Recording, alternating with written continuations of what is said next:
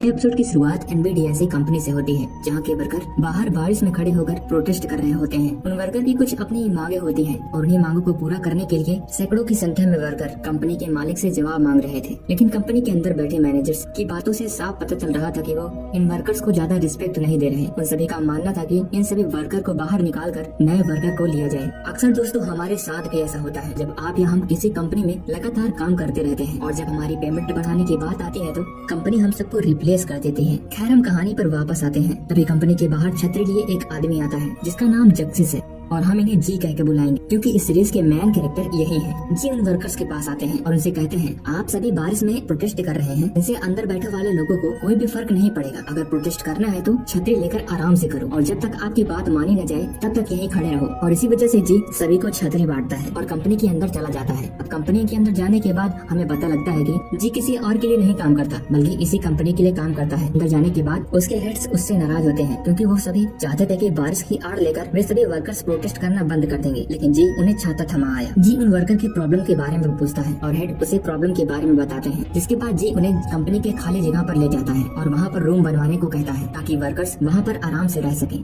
लेकिन उसके हेड इसके लिए बताते हैं कि इसे हमें ऊपर तक बात करनी होगी, हर किसी की साइन लगेगी। लेकिन जी ने पहले ही सभी से साइन करवा लिया था और आखिरकार वर्करों की मांग पूरी कर दी जाती है क्योंकि वर्कर्स एक ऐसे प्रोजेक्ट पर काम कर रहे थे जिसे तय समय पर पूरा करना जरूरी था। और जी के इस काम की वजह से उसके हेड काफी खुश होते हैं और उसको अपने पोस्ट पर बने रहने के लिए कहते हैं। और यहीं पर हमें पता लगता है कि जी यहाँ पर टाटा ग्रुप से किसी एग्रीमेंट के तौर पर 5 साल के लिए काम करने आया था और आज यहाँ जी का आखिरी दिन था। इसी कंपनी में रहते रहते जी का एक दोस्त भी बन गया था जिसका नाम आकाश था। आकाश जी को बस तक छोड़ने जाता है और दोनों अपनी पुरानी बातें करते हैं। जिसके बाद जी अपने घर आता है और यहीं पर हमें पता लगता है कि जी की एक लविंग फैमिली है, उसकी एक वाइफ है, 2 बच्चे हैं और जी अक्सर अपने किचन में खाना बनाता रहता है। अगले दिन जी प्रोफेशनल तरीके से तैयार होकर वापस टाटा ग्रुप में जाता है जहाँ का पहले सिक्योरिटी गार्ड उसे रोक लेता है और आईडी कार्ड मांगता है क्योंकि जी इस कंपनी में 5 साल बाद आया था तो सिक्योरिटी गार्ड जी को पहचान नहीं पा रहा था। अंदर जाकर जी को टाटा की सेक्रेटरी पिंकी से पता चलता है कि मिस्टर टाटा किसी मीटिंग के लिए बाहर गए हुए हैं। कुछ दिन बीत जाते हैं और मिस्टर टाटा अपनी मीटिंग करके वापस आते हैं। जी उनसे मिलने के लिए एयरपोर्ट पर जाता है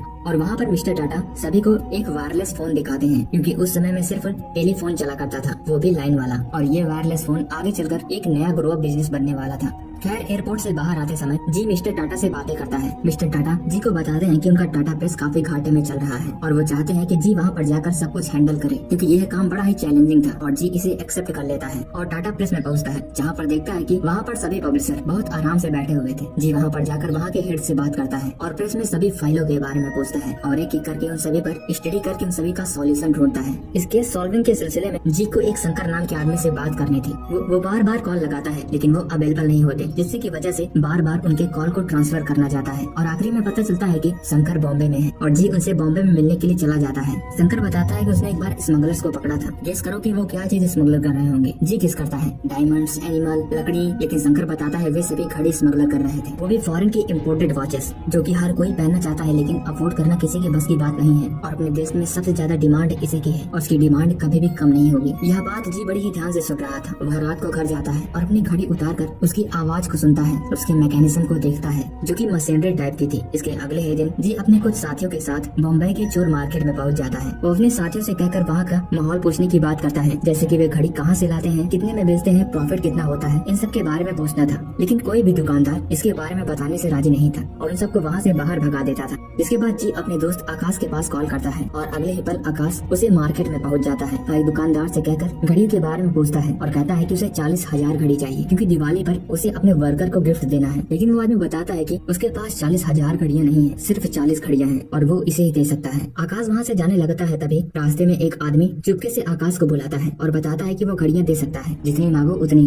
और वो आकाश को कुछ घड़ियों के सैंपल भी दिखाता है। ये देखते ही आकाश की आंखें चकाचौंध हो जाती हैं। वो आदमी जाते जाते अपना एक कार्ड देता है और बताता है कि शाम को यहाँ पर मिलना। अब आकाश जी के साथ शाम को उसी लोकेशन पर पहुँचता है। वो आदमी आकर उसे अपने बॉस तक ले जाता है। आकाश और जी उससे घड़ियों की बात करने लगते हैं। तभी जी नोटिस करता है कि उस आदमी की जेब में बंदूक है, यानी कि वह कोई आम आदमी नहीं बल्कि कोई गैंगस्टर था। जी शांत रहते हुए शांति दिखाता है जबकि आकाश लगातार लंबी लंबी बातें करता जा रहा था। जब जी आकाश को बंदूक दिखाता है तब आकाश के भी होश उड़ जाते हैं। वो भी चुपचाप खड़ा हो जाता है। अब जी बोलना शुरू करता है। वो बताता है कि उसे घड़ियों का बिजनेस शुरू करना है, लेकिन फिर भी वो लोग उसकी बातों को सीरियसली नहीं लेते और उन दोनों को भगाने के लिए गन निकाल लेते हैं। गन देखने के बाद दोनों वहाँ से निकल जाते हैं। अगले दिन टाटा प्रेस में आकाश जी से अपनी पोस्ट के बारे में पूछता है क्योंकि आकाश ने अपनी जॉब छोड़ दी थी। जी बताता है कि उसने उसे यहाँ बुलाया बुलाया था सिर्फ कुछ काम के लिए, और ये नहीं कहा था कि वो अपनी जॉब छोड़कर यहाँ आए। इसी के साथ हम फ्लैशबैक में देखते हैं कि आकाश अपने मैनेजर से बहुत ही बुरी तरह बात करता है और कंपनी से रिजाइन देकर बड़े ही एटीट्यूड के साथ वहाँ से बाहर निकल आता है। लेकिन अब जी ने सोच लिया था कि वह किसी भी तरह करके घड़ियों का बिजनेस ही करेगा और मिस्टर टाटा से मिलने के लिए अपॉइंटमेंट लेता है और आकाश के साथ मिस्टर टाटा से मिलने चला जाता है। वहाँ जाकर वो मिस्टर टाटा को बताता है कि उसने प्रेस के सारे प्रॉब्लम को सॉल्व कर दिया है और वो एक नया काम शुरू करना चाहता है, घड़ियां बनाने का काम। लेकिन मिस्टर टाटा को यह बिजनेस प्रॉफिटेबल नहीं लगता, इसलिए पहले तो वह इसके लिए मना कर देते हैं। टाटा जी को 1 मिनट पिच देने के लिए कहते हैं और इस बीच में जी बताता है कि लड़कियों के पास गहने होते हैं दिखाने के लिए, जबकि अपने लड़कों के पास एक ऐसी लग्जरी चीज होती है जो उनकी पर्सनालिटी को डेवलप करती है और आइडेंटिटी बनती है उनकी, वो होती है वॉच। और अपने इंडिया में अभी तक वॉचेस कोई नहीं बिल्ड कर रहा, इसमें अभी बहुत अपॉर्चुनिटी है। अगर हम इसमें इंटर करते हैं तो हम इसमें बड़ा मार्केट कैप्चर कर सकते हैं। लेकिन फिर भी मिस्टर टाटा कोई जवाब नहीं देते और वहाँ से चले जाते हैं। मिस्टर टाटा जब फ्लाइट में जा रहे थे तब वो उन वॉचेस के बिजनेस के बारे में सोचते हैं और हर आदमी के हाथ में घड़ियां देखते हैं और इसी सोच के साथ वह जेकब ब्रांड के फाउंडर से मिलने जाते हैं जो कि घड़ियों के फाउंडर थे। मिस्टर टाटा उनके फाउंडर के साथ अपने नए बिजनेस को कोलैब करना चाहते थे क्योंकि उन्होंने भी ठान लिया था कि वे भी घड़ी मेकिंग की इंडस्ट्री में कदम रखेंगे। लेकिन जेकब ब्रांड उनका मजाक उड़ाता है और कोलैब के लिए मना कर देता है। उन सभी का कहना होता है कि इंडिया में स्किल डेवलप नहीं होती, वहाँ सिर्फ लेबर डेवलप होते हैं। यही बात मिस्टर टाटा के दिल में चुभ जाती है। वो शांत रहते हैं लेकिन उनका चेहरा सब कुछ बता रहा था और वो वहीं पर डिसाइड करते हैं कि वह इंडिया की सबसे अफोर्डेबल वॉच बनाएंगे और जेकब के फाउंडर को एक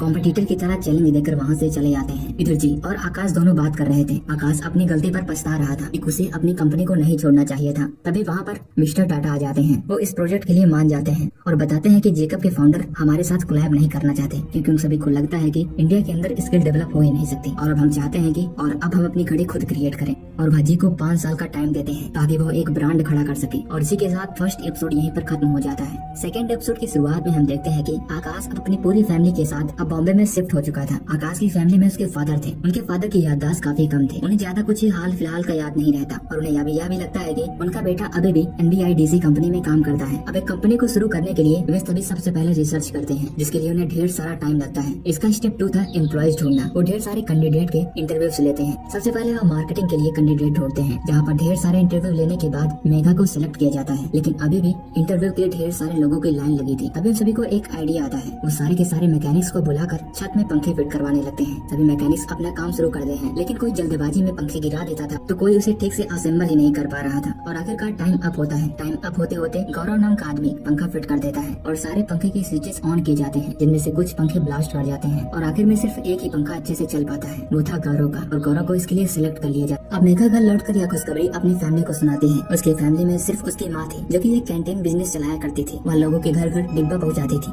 और उन्हीं में इनका कस्टमर था जिसका नाम था रविंद्र। अब अगले दिन सभी अपनी नई शुरुआत करने के लिए अपने अपने घर से निकलते हैं और सभी अपने काम पर लग जाते हैं। रिसर्च के बाद सारे रिपोर्ट्स तैयार करने के बाद वो फिर से मिस्टर टाटा से मीटिंग सेट करते हैं और उनको सारे रिपोर्ट्स के बारे में बताते हैं। जी वहाँ मिस्टर टाटा से इस बारे में बात करता है ताकि वह टाटा ग्रुप के और भी इन्वेस्टर से कन्विंस कर सके। लेकिन मिस्टर टाटा साफ कहते हैं कंपनी तुम्हारी है, कन्विंस भी तुम ही करोगे। मिस्टर टाटा के केबिन से बाहर निकलने के बाद जी उन सभी से कहता है कि पूरे ऑफिस में जितनी भी घड़ियां हैं सभी लेकर आओ। इसके बाद जी इन्वेस्टर के रूम में जाता है और वहाँ पर भी सभी की घड़ियां कलेक्ट कर लेता है और उन सभी इन्वेस्टर को बताता है कि इनमें से एक भी घड़ी अपनी इंडिया की बनी हुई नहीं है। ये जानने के बाद वहीं पर बैठे मिस्टर सिंह बताते हैं कि उनकी घड़ी मेड इन इंडिया है जो कि GMT कंपनी की है। वो प्रोजेक्टर के जरिए समझाते हैं कि GMT लगभग 5 लाख घड़ियां बनाती है जबकि स्मगलर से साल भर में 32 लाख घड़ियां बेच लेते हैं और इसी गैप को फुलफिल करने के लिए हम अपनी घड़ी को लॉन्च करना चाहते हैं। लेकिन इन्वेस्टर को यह प्रोजेक्ट पसंद नहीं आता और वह इसे रिजेक्ट कर देते हैं। जब सभी इन्वेस्टर बाहर खड़े होते हैं तभी जिन के पास जाते हैं और उन्हें बताते हैं कि वो मैकेनिकल वॉच नहीं बनाना चाहते बल्कि कॉस्ट वॉच बनाना चाहते हैं जो कि अभी कोई नहीं बना रहा। ये कॉस्ट आने वाला फ्यूचर है और आगे चलकर दुनिया इसी पर निर्भर होगी और GMT कंपनी भी अभी इस मार्केट को कवर नहीं कर रही क्योंकि सभी को लगता है कि अभी उनके कॉम्पिटिटर में कोई खड़ा ही नहीं है। लेकिन हम इस मार्केट के पकड़ कर डोमिनेट करेंगे। हमारी घड़ी का मतलब सिर्फ टाइम देखना नहीं बल्कि एक इमोशन के साथ जोड़ना है क्योंकि कॉस्ट सिस्टम का मैन्युफैक्चरिंग कॉस्ट भी काफी कम होता है। लेकिन कैसे भी करके जी और आकाश उन सभी इन्वेस्टर को कन्विंस कर लेते हैं। सिंह उन सभी इन्वेस्टर से पूछता है कि आखिर कौन कौन इस बिजनेस में इन्वेस्ट करना चाहता है जिसमें से सिर्फ 2 लोग हाथ उठाते हैं। जिसके बाद सिंह दोबारा पूछते हैं कि कौन इस बिजनेस में इन्वेस्ट नहीं करना चाहता। फिर से 2 लोग हाथ उठाते हैं यानी कि यहाँ पर टाई हो गया। लेकिन मिस्टर सिंह बताते हैं कि वो भी चाहते हैं कि इस घड़ी को बनाया जाए और आखिरकार इन सभी के इन्वेस्टमेंट मिल चुकी थी। अब इधर मेघा घर आती है तो वह देखते हैं कि रविंदर उसके घर पर ही खाना खा रहे थे। पूछने पर पता चलता है कि उसकी माँ ने कहा कि खाना घर ले जाते जाते ठंडा हो जाता है इसलिए वो यहीं पर खा लिया करे। उसकी माँ मेघा को बताती है कि उसने उसके लिए एक IPS लड़का देखा है शादी के लिए, लेकिन मेघा कहते हैं वो अभी शादी नहीं करना चाहती क्योंकि अगर वह शादी करके उन सभी में बिजी हो गई तो उसकी नई कंपनी ग्रो नहीं कर पाएगी और घड़ी बनने का सपना सपना ही रह जाएगा। इधर अगले दिन गवर्नमेंट से लेटर आता है, उनके प्रोजेक्ट को रिजेक्ट कर दिया गया था MRTP की वजह से। इस बात को लेकर आकाश और जी के बीच काफी देर बहस भी होती है और इस बहस के बीच आकाश ये खेल छोड़कर वापस चला जाता है। तो दोस्तों, यह कंपनी अभी शुरू ही नहीं हुई और टूटने की कगार पर भी आ गई, जिसके बारे में मिस्टर टाटा को बताता है। लेकिन वे बताते हैं कि कंपनी को खड़ा करने के लिए ऐसे चैलेंजेस आते रहते हैं, उसे हार नहीं माननी चाहिए। इधर घर पर आकाश बैठा अखबार पढ़ रहा होता है और आकाश अपने पिताजी को सब कुछ बता देता है कि वो अब उस कंपनी में काम नहीं करता। उसका दोस्त जी उसे यहाँ बुलाया था और इसी विश्वास के साथ उसने अपनी नौकरी को लात मार दी और यहाँ चला आया। लेकिन अभी यहाँ पर भी भट्टा बैठ चुका है, किसी के पास कोई रास्ता नहीं है। तभी आकाश को एहसास होता है कि जी एक ऐसा काम करना चाहता है जिसके बारे में कभी कोई सोच नहीं सकता और वापस से उसके अंदर एक नई चाह जागती है। इसलिए वह उसी रात तुरंत ही जी के घर आ पहुँचता है और MRTP एक्ट का सोल्यूशन बताता है, क्योंकि इस एक्ट के मुताबिक बड़ी बड़ी कंपनियां इन्वेस्ट नहीं कर सकती, जबकि अगर ये इस कंपनी को छोटा दिखाएं तो वो इस रोल को डोमिनेट कर सकते हैं। इसके तुरंत ही बाद ही जी तुरंत ही शंकर के पास कॉल करता है। अब शंकर से मिलने पर पता लगता है कि वहाँ की स्टेट गवर्नमेंट क्योंकि कैपिटलिस्ट के ऊपर उसको विश्वास नहीं है, लेकिन शंकर उनकी मीटिंग 2 बजे की सेट करवा देता है। अब जी आकर फिर से मिस्टर टाटा से मिलता है और इसके बारे में बताता है और मिस्टर टाटा खुद उस मिनिस्टर से मिलने के लिए और मीटिंग अटेंड करने के लिए जाने वाले थे। अगले दिन मिनिस्टर से मीटिंग होती है। मीटिंग में काफी देर बातचीत चलती है क्योंकि उन सभी को फैक्ट्री खोलना था, उसके लिए चाहिए था लैंड। मिस्टर टाटा मिनिस्टर को काफी देर कन्विंस करते हैं और आखिरकार उनकी बात को समझते हैं और 25% शेयर के साथ उनके साथ कोलैब करते हैं और लैंड की भी परमिशन देते हैं। अब इनकी इस टीम में स्ट्रेटजी और ग्रोथ के लिए एक नए बंदे को जोड़ा जाता है, इसका नाम था SK गोपालन। लेकिन अब इन सब के सामने एक बात आती है, क्योंकि अभी तक इन्होंने अपनी कंपनी का नाम तक नहीं रखा था। काफी देर सभी इसके बारे में सोचते हैं, सभी अपने अपने नाम को सजेस्ट करते हैं, लेकिन तभी जी एक ऐसा नाम सजेस्ट करता है जो सभी को पसंद आता है। वो नाम था टाइटन और वह नाम सभी को पसंद आता है। अब अगली बारी थी बैंक से लोन लेने की। जी और SK गोपालन बैंक से लोन लेने के लिए जाते हैं और अपने बिजनेस के बारे में बताते हैं, लेकिन बैंक वाले लोन देने से मना कर देते हैं। इसके बाद वह कई बैंक ट्राई करते हैं, लेकिन उसके बावजूद भी कोई भी बैंक इन्हें लोन देने के लिए तैयार नहीं था और इसी के साथ सेकंड एपिसोड यहीं पर खत्म हो जाता है। तीसरे एपिसोड की शुरुआत में सभी मायूस बैठे थे क्योंकि अब इनको लोन देने वाला कोई नहीं था और बिना लोन के एक कंपनी को आगे बढ़ाना पॉसिबल भी नहीं था। गौरव सुझाव भी देता है कि टाटा कंपनीज में इन्वेस्ट कर सकती है, लेकिन तब जी बताते हैं कि कोई भी कंपनी इतना बड़ा रिस्क नहीं लेना चाहती क्योंकि अगर बिजनेस फेल हुआ तो उनका सारा पैसा डूब जाएगा और इसी बात का डर बैंकों को भी है। ऐसे में इसी प्रॉब्लम को लेकर मेघा मायूस चेहरा लेकर अपने घर पहुँचती है। उसकी माँ उसका चेहरा देखकर बहुत परेशान होती है। वहीं पर रविंद्रन भी बैठे हुए थे, वे मेघा की परेशानी के बारे में पूछते हैं तो मेघा उन्हें अपनी सारी परेशानी बताती है। तो रविंद्रन बताते हैं कि अच्छा चलो मान लो मैं उस बैंक का MD हूँ, अगर तुम्हें मेरे सामने प्रपोजल देना हो तो तुम कैसे दोगी। इसके बाद मेघा अपना प्रपोजल बनाना शुरू करती है और रविंद्र को MD मानकर उन्हें कन्विंस करने लगती है। यहीं पर रविंद्रन एक चीज नोटिस करता है, जिस चीज के बारे में मेघा MD को समझा रही है वह चीज MD को समझ नहीं आ रही, क्योंकि जो चीज ये सभी बनाने वाले हैं वो एक नई टेक्नोलॉजी पर बेस्ड है। उसके बारे में अभी ज्यादा लोगों को नहीं पता। इसी की वजह से कोई भी उन्हें बिजनेस के लिए लोन देने के लिए तैयार नहीं है, क्योंकि यह प्रोजेक्ट किसी के समझ भी नहीं आता और जब किसी को समझ नहीं आएगा तो कोई इनमें इन्वेस्ट ही क्यों करेगा। और यही बात मेघा के दिमाग में क्लिक करती है और अगले दिन वह इसके बारे में जी को बताते हैं। अब जी अगले बैंक में लोन लेने के लिए इस फॉर्मूले को अपने दिमाग में रखकर जाते हैं और ऐसे ही बैंक मैनेजर को कन्विंस करते हैं। वो बैंक मैनेजर को सिंपल लैंग्वेज में समझाते हैं कि मैकेनिकल घड़ी में बार बार चाबी भरनी पड़ती है, जबकि इनमें कॉस्ट वाले में सिर्फ सेल डालो और 2-3 साल आराम से चलाओ। अगर घड़ी बंद हो जाए तो दोबारा सेल डाल दो और घड़ी सालों साल पहले की तरह चलती रहेगी। साथ ही साथ वो ये भी बताते हैं कि टाइटन सिर्फ घड़ी नहीं बल्कि अपने देश की पहचान बन सकती है। अब बैंक मैनेजर को देखने के बाद मेघा रात को रविंद्र के घर जाती है और उनसे कहती है कि आप तो कह रहे थे कि आप आर्ट प्रोफेसर हैं। तब रविंद्र बताते हैं कि वो उनका भाई है जिसका नाम देवेंद्रन है, बस उनकी मूछें नहीं है, मेरी मूछें हैं। अब वे सभी फैक्ट्री के लिए जमीन देखना शुरू करते हैं। एक के बाद एक जमीन देखी जाती है, लेकिन हर जमीन रिजेक्ट होती जा रही थी। उनके काम के लिए एक ऐसी जमीन चाहिए थी जिसका बेस एकदम ठोस हो और आखिरकार एक जमीन उन्हें मिल जाती है जो कि फैक्ट्री के लिए बिल्कुल परफेक्ट थी। लेकिन इसके लिए शंकर मना कर देता है क्योंकि वह जमीन बॉर्डर पर थी। लेकिन वे सभी मिलकर शंकर को कन्विंस करते हैं और वो इसके लिए मान जाता है। अब फैक्ट्री की नींव रख दी जाती है। JRD टाटा यह सब देखने के लिए आते हैं और इसी के बीच में हमें वेब सीरीज में कुछ रियल फोटोज भी देखने को मिलती हैं। जैसे कि मैंने पहले भी बताया कि इसकी पूरी स्टोरी रियल कहानी पर बेस्ड है। इनकी फैक्ट्री बनकर तैयार हो जाती है और ओपनिंग के लिए एक पार्टी रखी जाती है। आकाश जी को बताता है कि यहाँ पर मैंने GMT के भी कुछ वर्कर्स को बुलाया है जो कि GMT अगले मंथ उन सभी को निकालने वाली है। तभी GMT कंपनी का एक वर्कर आता है जिसका नाम रवि होता है। रवि वहाँ पर समीर रेड्डी के बारे में बताता है जो कि GMT कंपनी का हेड रह चुका है। इस बंदे का एक्सपीरियंस इतना ज्यादा है कि इसका हर एक शब्द मायने रखता है। जिसके बाद रवि पूजा के बारे में बताता है जो कि एक मैथमेटिकल जीनियस है। उनको घड़ी के हर सेकंड के बारे में बताया है कि आगे चलकर घड़ी कितने सेकंड तक चलेगी और उस टाइम उस घड़ी में क्या समय हो रहा होगा। और लास्ट में GMT के मैन्युफैक्चरिंग हेड AJK और कंपनी जो कुछ भी चल रही है इन्हीं की वजह से चल रही रही है। 2 साल पहले इन्होंने एक मशीनरी के लिए एप्लीकेशन डाली थी, लेकिन आज तक वह मशीनरी कभी भी पहुंच नहीं पाई है। अब इसी पार्टी में चेयर वाला गेम खिलाया जाता है, जिसमें कि गाना बंद होने पर चेयर पर बैठना होता है। अब इसमें जेम्टी और गौरव और आकाश भी खेलते हैं। अब इस खेल के बीच में जब गौरव और आकाश को दोनों के बीच में बात करना होता था तो वो टाइटन के बारे में बात करते थे और जेम्टी के 2-3 वर्कर्स टाइटन के बारे में सुनते थे। बार बार टाइटन की बखान सुनकर आखिरकार खेल खत्म होने के बाद वह टाइटन के बारे में पूछ ही लेते हैं। तभी वहाँ पर जी आ जाता है और उन्हें अपने ग्रुप में शामिल करने का ऑफर देता है और अगले दिन कंपनी में मिलने के लिए बुलाता है। अगले दिन कंपनी में जब वे तीनों मिलने के लिए आते हैं तो उन सभी का सिर्फ कहना यही होता है कि आपके पास अभी प्रोडक्शन भी नहीं है, आपकी कंपनी चल भी पाएगी या नहीं, तो इसी वजह से हम आपके ऑफर को एक्सेप्ट नहीं कर सकते, क्योंकि कल को आपकी कंपनी फेल हो गई तो आपके पास टाटा ग्रुप में ज्वाइन होने का रास्ता है और हमारा करियर इसी के साथ खत्म हो जाएगा। हम इतनी बड़ी लापरवाही नहीं कर सकते। लेकिन जी उन्हें भरोसा दिलाते हैं उनकी कंपनी जरूर नंबर 1 बनेगी। जिसके बाद वे तीनों को कहते हैं कि उन्हें इस काम के लिए जितने भी अप्लायंसेस चाहिए होंगे वे उस बोर्ड पर जाकर लिख दें। वे अगली 26 तारीख को सभी का इंतजाम कर देंगे। अब अगले दिन पूरे गाँव भर में अनाउंसमेंट कर दी जाते हैं कि टाइटन कंपनी में जॉब निकले हैं और वहाँ पर सभी गाँव के लोग इकट्ठा हो जाते हैं। उन सभी को सिखाने के लिए विदेश का एक आदमी आया था जिसका नाम था जोश। कंपनी के इंट्रोड्यूशन के बाद जोश और गौरव ये दोनों मिलकर घर घर जाकर नए नए कैंडिडेट को चुना करते थे कि कौन उनकी कंपनी में काम कर सकता है। इनमें से ज्यादातर लड़कियां होती थी क्योंकि उन सभी को लड़कियों को आत्मनिर्भर बनाना था और सभी को आखिरकार फैक्ट्री में ले आया जाता है। जोश उन सभी को सबसे पहला टास्क देता है 1 सेकंड में सुई में धागा डालने का। वो 1 सेकंड शुरू करता है लेकिन कोई भी धागा नहीं डाल पाता। ऐसा वो 50 बार करता है तब भी कोई 1 सेकंड में धागा नहीं डाल पाता। लेकिन बार बार प्रैक्टिस करने पर धीरे धीरे उनमें से कई लोग सेकंडों में सुई में धागा डाल दिया करते थे और जब यह सभी कर लेते थे तो उनका टास्क पूरा हो जाता था।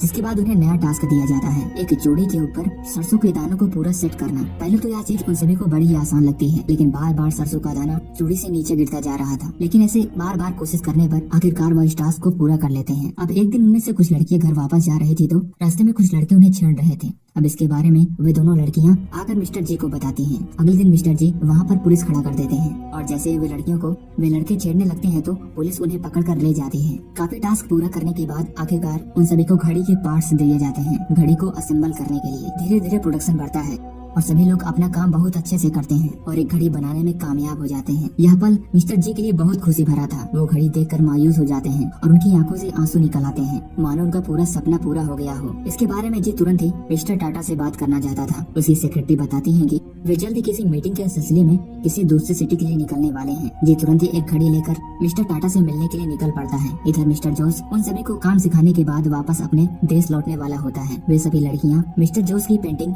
सरसों के दाने से बनाती हैं और गिफ्ट के रूप में उसे देते हैं और साथ ही साथ उन्हीं में से एक लड़की मिस्टर जोश को गिफ्ट के तौर पर इडली और चटनी देती है। इधर जी मिस्टर टाटा के पास घड़ी लेकर पहुंच चुका था। मिस्टर टाटा भी घड़ी देखकर बहुत खुश होते हैं और बड़ी शान से अपनी कलाई पर उसे बांधते हैं। जब वह मीटिंग में पार्टी अटेंड कर रहे थे तभी वहाँ जोबा कंपनी के फाउंडर जिससे कि उनकी पहले भी मुलाकात हुई थी वो उनसे टाइम के बारे में पूछते हैं। तब मिस्टर टाटा बड़े ही शान से बताते हैं कि 9:05 हो रहे हैं और उनकी यह बात सुनते ही वहाँ पर मौजूद सभी लोग उन पर हंसने लगते हैं क्योंकि उस समय घड़ी में 9:05 नहीं बल्कि 11 बज रहे थे। यह सुनने के बाद मिस्टर टाटा का चेहरा सर में से लटक जाता है और इसी के साथ तीसरा एपिसोड यहीं पर खत्म हो जाता है। 4th एपिसोड की शुरुआत में मिस्टर टाटा वापस लौटकर सभी को अपने ऑफिस में बुलाते हैं और घड़ी की ऐसी कंडीशन के बारे में उन्हें बताते हैं। अब इस गलती की वजह से सभी लोग काफी परेशान थे, लेकिन कैंटीन में बैठकर जी बड़े ही आराम से खाना खा रहा था। जी उन सभी को समझाता है कि हमने पहली बार घड़ी बनाई और हमें इस फेलियर से सीखना चाहिए और उन सभी का मुंह मीठा करवाता है। अब अगले दिन सभी कंपनी में पहुंचकर उस घड़ी के फॉल्ट को ढूंढने लगते हैं। घड़ी के हर पार्ट्स में फॉल्ट था। अब सभी को लगता है कि जापान से आने वाले पार्ट्स में ही कुछ गड़बड़ी होती होगी, इसलिए मिस्टर जी आकाश और गौरव को जापान भेज देते हैं ताकि वो इसके बारे में पता लगा सकें। आकाश और गौरव के जाने के बाद एक दिन मेघा वहाँ पर रविंद्रन को ले आती है क्योंकि उन सभी को एक डिजाइनर की आवश्यकता थी। रविंद्रन पहले से ही एक आर्ट प्रोफेसर थे तो उन्हें डिजाइन के लिए हायर कर लिया जाता है। रविंद्रन जीएमटी के डिजाइन लेकर बैठे हुए थे, अभी वहाँ पर जी आते हैं। वो बताते हैं कि उन्हें जीएमटी का डिजाइन नहीं बनाना है और रविंद्र कहते हैं कि इसी वजह से वह जीएमटी का डिजाइन लेकर बैठे हैं ताकि वह गलती से भी ऐसा डिजाइन न बनाए और वह उससे कुछ अलग डिजाइन बनाना शुरू कर देते हैं। इधर जापान में आकाश गौरव को कॉल करता है और बताता है कि उनका जापानी ट्रांसलेटर बीमार पड़ गया है, इसी की वजह से वो अभी आ नहीं सकता। गौरव बताता है कि वह सब कुछ देख लेगा। आकाश जैपनीज के सामने बैठा हुआ था और हाय हेलो के नाम पर सिर्फ सिर हिला रहा था। तभी वहाँ पर गौरव आ जाता है और यहीं पर हमें पता लगता है कि गौरव को जैपनीज भी आती है। वो बड़े ही आराम से जैपनीज में उससे बात करता है और पार्ट्स में एक्सपेंशन के लिए बात करता है। पहले तो वो आदमी मानता नहीं, लेकिन लड्डू वड्डू खिलाने के बाद उसका मन बदल जाता है और वह इसके लिए मान जाता है। इधर रविंद्रन एक से एक बढ़िया बढ़िया डिजाइन बना रहे थे। रविंद्रन घड़ियों के लिए 3 डिजाइन बनाते हैं ताकि वह अलग अलग जॉनर को डिफाइन कर सके। इधर मेघा के पास गौरव का कॉल आता है। गौरव बताता है कि उनकी डील फाइनल हो गई और वह जल्द ही लौट रहा है। कॉल कट होने के बाद दोबारा एक कॉल आता है जो कि जी के लिए था। वो खबर सुनने के बाद जी की हालात खराब हो जाती है। वो हैरान हो जाता है क्योंकि मिस्टर टाटा को हार्ट अटैक आया हुआ था। वो तुरंत ही हॉस्पिटल पहुंचता है और उनकी कंडीशन देखता है। उनकी हालात अब ठीक थी। जी तुरंत इसके बारे में अपनी कंपनी में बताता है। आकाश तुरंत ही प्रोडक्शन चालू करने की बात करता है, लेकिन रविंद्र बताते हैं कि अभी डिजाइन्स काफी ज्यादा डेवलप नहीं हुए हैं। जी को और भी डिजाइन चाहिए। अभी हाल ही में इंटरनेशनल लेवल पर एक प्रदर्शनी आयोजित की गई है जहाँ पर इंटरनेशनल लेवल पर घड़ियों के ढेर सारे कलेक्शन पेश किए जाएंगे। मेरा मानना है कि वहाँ पर कोई जाकर उन घड़ियों के डिजाइन को ऑब्जर्व करना चाहिए ताकि वो अपनी कंपनी के डिजाइन में कुछ नया बदलाव ला सके, ताकि आगे चलकर वह ग्लोबल लेवल पर भी अपनी घड़ियों को एक्सपोर्ट कर सके। उन घड़ियों के डिजाइन को चेक करने के लिए रविंद्र खुद विदेश के लिए निकल जाता है। इधर एक पार्टी के दौरान मिस्टर टाटा अपनी पार्टी में टाइटन की 4 घड़ियों को पेश करते हैं जिनका डिजाइन एकदम लग्जरी और प्रीमियम था। इसी पार्टी के दौरान जी आकाश को 6 महीने का रेस्ट देता है ताकि वो अपनी फैमिली के साथ वेकेशन पर जा सके। पार्टी के दौरान मिस्टर सिंह जी से पूछते हैं कि वो इस साल कितनी घड़ियों को बेचने का टारगेट रखता है। पहले तो जी काफी देर शांत रहता है, फिर कहता है 40,000। ये देखने के बाद और उसका कॉन्फिडेंस देखने के बाद सभी हैरान हो जाते हैं क्योंकि किसी को यकीन नहीं था कि कोई नई कंपनी मार्केट में इतनी ज्यादा सेल्स कर पाएगी, क्योंकि जेएमटी ने पहले ही मार्केट को पूरी तरीके से कवर करके रखा है। अब वे सभी अपने घड़ियों के स्टॉक्स लेकर घड़ियों के स्टोर में जाते हैं, लेकिन वहाँ का दुकानदार सिर्फ उन्हें रिजेक्शन देता है, ये कह करके उनके पास जेएमटी की पहले से ही घड़ियां हैं। तो टाइटन की घड़ियां लेकर करेगा क्या, क्योंकि सभी लोग जेएमटी की ही घड़ियां पसंद करते हैं। बेंगलोर, बम्बई, दिल्ली, हैदराबाद, हर इलाके से सिर्फ रिजेक्शन मिलता है। इसी परेशानी के बाद सभी एक बार फिर से इकट्ठा होते हैं और जी सभी को बताता है कि वह अपने स्टोर खुद खोलेंगे, टाइटन का एक लग्जरी स्टोर, क्योंकि तुम अपने प्रोडक्ट को जितनी लग्जरी बनाओगे पब्लिक उतनी ही ज्यादा उसे खींची चली जाएगी। ये डिसाइड नहीं करता कि प्रोडक्ट की वैल्यू क्या है, बल्कि डिसाइड ये करता है कि आप अपने प्रोडक्ट को किस वैल्यू पर रखते हैं। अगर आप अपने प्रोडक्ट को लग्जरी समझेंगे तो वो एक न एक दिन लग्जरी बन जाएगा और प्रीमियम फील देगा। बस उसकी प्रेजेंटेशन नेक्स्ट लेवल होनी चाहिए। और आखिरकार ऐसे ही लग्जरी स्टोर ओपन कर दिए जाते हैं और भारी मात्रा में भीड़ इकट्ठा होती है। लेकिन वहाँ पर हर कोई सिर्फ मैकेनिकल वॉच ही ढूंढ रहा था, किसी को कॉस्ट वॉच चाहिए ही नहीं थी। उन कस्टमरों को कितना भी कन्विंस किया जाए, लेकिन उन्हें सिर्फ मैकेनिकल वॉच ही चाहिए थी। तभी स्टोर में वहीं पर मेघा की माँ आ जाती है और मेघा को एक लड़के से मिलवाने के लिए ले जाती है। ये बात गौरव भी सुन लेता है और उसका चेहरा थोड़ा उतर जाता है, क्योंकि दोनों साथ ही काम करा करते थे। अब उन दोनों के बीच में एक प्यार वाला रिश्ता बन चुका था और इसलिए गौरव को यह सब बुरा लग रहा था। रविंदर भी यह सब चीज नोटिस करता है। मेघा उस लड़के से मिलने चली जाती है और जब वापस स्टोर आती है तो उसे पता लगता है कि सिर्फ 7 घड़ियां बिकी, जबकि स्टोर में पब्लिक के विजिट करने का रेट 500 से 700 था, जिनमें से सिर्फ 7 घड़ियां बिक पाई। 4 महीने बीत जाते हैं और इन्वेस्टर को रिजल्ट बताने की बारी आती है। उन्होंने पहले महीने में 303 घड़ियां बेची थी और दूसरे महीने में 535 घड़ियां। इन्वेस्टर को रिजल्ट नहीं मिल रहे थे क्योंकि जिन्हें उनसे कहा था कि सेल्स को और भी ज्यादा बूस्ट करेगा, जबकि ऐसा कुछ नहीं हो रहा था। तभी वहाँ पर हाँफते हुए आकाश आता है और बताता है कि तीसरे महीने में महाराष्ट्र में 200 घड़ियां बिकी, जबकि दिल्ली में 127 घड़ियां, जबकि तमिलनाडु में 3029 घड़ियां बिकी और कर्नाटका में 4023 घड़ियां बिकी। किसी को भी यह समझ नहीं आ रहा था कि आखिर एरिया के हिसाब से उनकी घड़ियां कैसे ज्यादा बिक रही हैं। तभी मेघा से मिलने के लिए उसकी माँ आती है और दोबारा से एक लड़के से मिलवाती है। मेघा को यह बार बार अच्छा नहीं लग रहा था, लेकिन माँ की जिद की वजह से उसे ये सब करना पड़ता था। वो जाकर लड़के से मिलती है और बातचीत करने के बाद वहाँ से उठकर जाने लगती है। तभी वह लड़का गिफ्ट में मेघा को टाइटन की घड़ी देता है और पूछने पर पता लगता है कि वह तमिलनाडु के एक एरिया से उस घड़ी को खरीदा था। उस एरिया का नाम जानने के बाद मेघा हैरान हो जाती है और तुरंत ही ऑफिस में पहुंचकर सभी को इसके बारे में बताती है। जब उस घड़ी को खोलकर जांच किया जाता है तो पता चलता है कि वो घड़ी बिल्कुल ओरिजिनल है। इसके बाद आकाश, जी,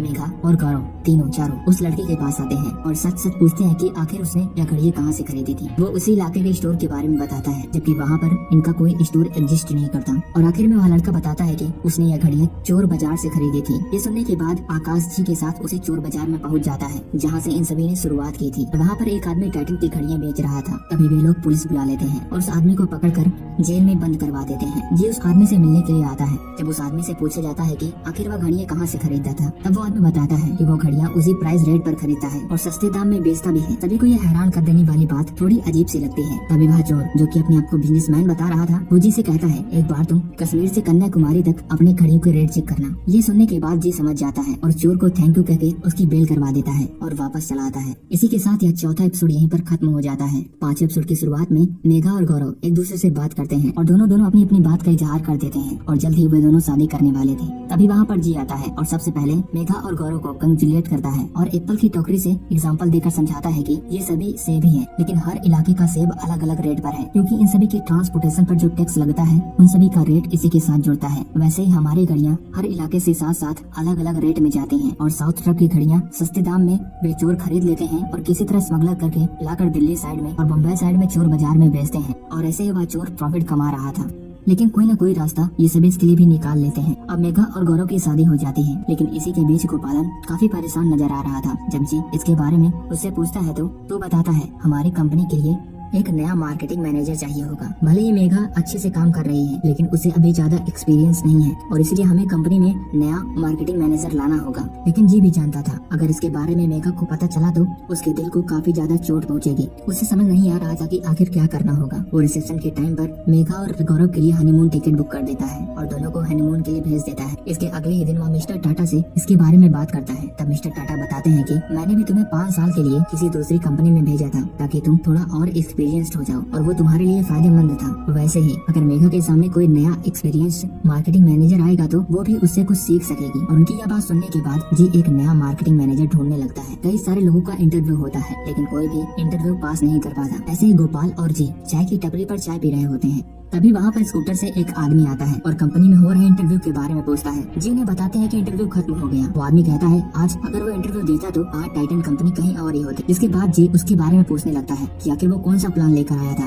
वो आदमी अपना नाम मुरली शंकर बताता है और अपनी पिच देने लगता है। उसकी पिच इतनी ज्यादा शानदार थी कि जी उससे इम्प्रेस हो जाता है। जाते जाते वो आदमी ये भी बताता है उसे पता है कि इस कंपनी के फाउंडर आप ही हैं और मुझे पता था कि जो बातें ऑफिस में नहीं हो सकती वो बातें आराम से यहाँ पर हो सकती हैं। इसी की वजह से वो यहाँ पर आपका इंतजार कर रहा था और मुरली को अगले दिन कंपनी में बुलाया जाता है। अब मेघा भी अपने हनीमून से वापस आ चुकी थी। तभी वहाँ पर मुरली शंकर भी आ जाता है और मेघा मुरली शंकर के बारे में पूछती है तो बताता है कि वो नया मार्केटिंग मैनेजर है। ये बात सुनते ही मेघा का दिल टूट जाता है। उसे लगता है कि इसी की वजह से उसे हनीमून भेजा गया ताकि वो नया मार्केटिंग मैनेजर ढूंढ सके। वो उनसे पूछती है कि क्या कमी रह गई थी। वो भी तो सब अच्छे से मैनेज कर पा रही थी। लेकिन जी उसे समझाते हैं उसने 2 लोगों को इसलिए रखा है ताकि तुम उससे सीख सको और वो तुमसे सीख सके और इससे तुम भी आगे बढ़ पाओगे अपनी जिंदगी में। और मुरली शंकर तुमसे ज्यादा एक्सपीरियंस है और तुम उससे बहुत कुछ सीख सकती हो। मेघा थैंक यू कहकर रोते हुए वहाँ से चले जाते हैं और इसके बारे में गौरव को बताते हैं। गौरव उसे समझाता है कि उसे सीखने का मौका मिल रहा है, उसे अपने फील्ड में और कुछ सीखना होगा और मजाक में कहता है अगर वो चाहे तो वो उसे घड़ी बनाना सिखा सकता है ताकि वो मिलकर काम कर सके। अब कंपनी में टाइटन ब्रांड के लिए एक टैग लाइन ढूंढी जाती है जिसमें मुरली कई सारी टैग लाइनें सजेस्ट करता है, जैसे कि टाटा का भरोसा टाइटन,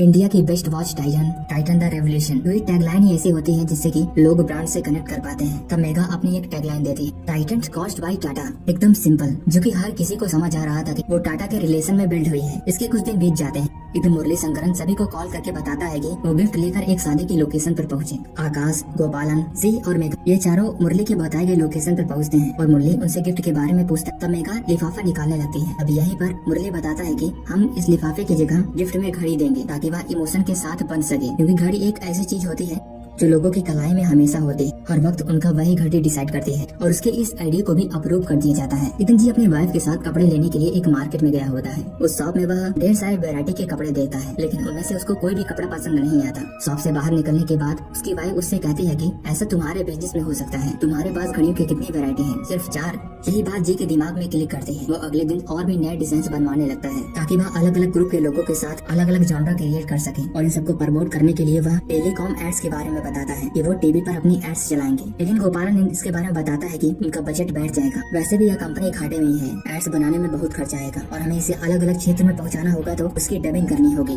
उसमें भी बहुत बजट लगेगा। लेकिन जी ने अब ठान ली थी, वो किसी की बात मानने वाला नहीं था। वो एड्स क्रिएट करवाता है, लेकिन उसका बैकग्राउंड म्यूजिक कुछ कनेक्टिंग नहीं लग रहा था। वो एक ऐसा बैकग्राउंड म्यूजिक सिलेक्ट करता है जो सुनने के बाद हर कोई टाइटन के बारे में सोचता है। एक ऐसा क्लासिकल म्यूजिक जो रेडियो, टीवी, हर जगह टाइटन की पहचान दर्शाता है। और 1 साल बीत जाते हैं। 1 साल के बाद जी सभी से माफी मांगता है और उन्हें बताता है सब कुछ खत्म हो गया, हमारी कंपनी बर्बाद हो गई। इसी के साथ ये एपिसोड यहीं पर खत्म हो जाता है। लास्ट एपिसोड की शुरुआत में जी अपने इन्वेस्टर के सामने एक डील रखता है। वो अब यूरोप में इन्वेस्ट करना चाहता था ताकि वह डायरेक्ट जुबा वॉचेस के साथ कंपटीशन कर सके, लेकिन उसके इस डिसीजन से कोई भी राजी नहीं होता। और अब 6 महीने बाद आकाश वापस से अपनी कंपनी लौटता है और एक पार्टी के दौरान उसे पता चल जाता है कि जी ने यूरोपियन कंपनी के साथ इन्वेस्ट किया है और वहाँ पर अपना बिजनेस चलाने वाला है, जबकि इसके बारे में आकाश को बिल्कुल भी भनक नहीं थी। आकाश पार्टी में जी से जवाब मांगने लगता है और दोनों के बीच में काफी देर बहस होती है और आखिर में जी ईगो की वजह से आकाश को कुछ भरा बुला कह देता है और आकाश गुस्सा होकर कंपनी छोड़कर वापस घर चला जाता है। आगे चलकर सभी इन्वेस्टर्स जी को बताते हैं कि उसके पास सिर्फ 8 महीने हैं, वरना यह कंपनी अब बंद हो जाएगी। और यहीं पर अब जी को एहसास होता है कि उसने अपने जीवन में कितनी बड़ी गलती की। किसी की बात न सुनकर वो हमेशा अपने ईगो में रहता था, वह किसी की भी बात नहीं सुनता था और यही ईगो आज उसको ले डूबने वाला था। जब उसका ईगो हर्ट होता है तो वह आकाश से मिलने जाता है और उससे माफी मांगता है। तभी वहाँ पर आकाश की दुविधा जी अपनी आंखों से देखता है। आकाश के पिताजी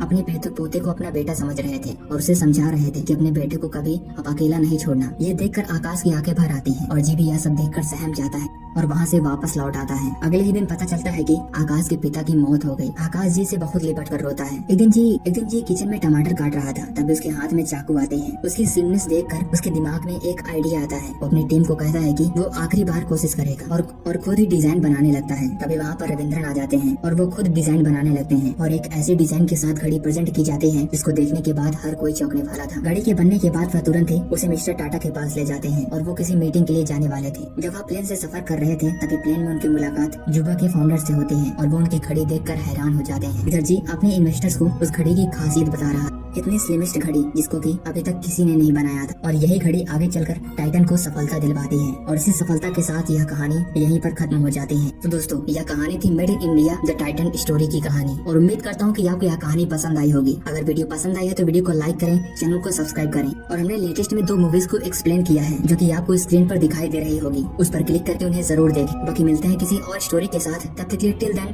टेक केयर, बाय बाय।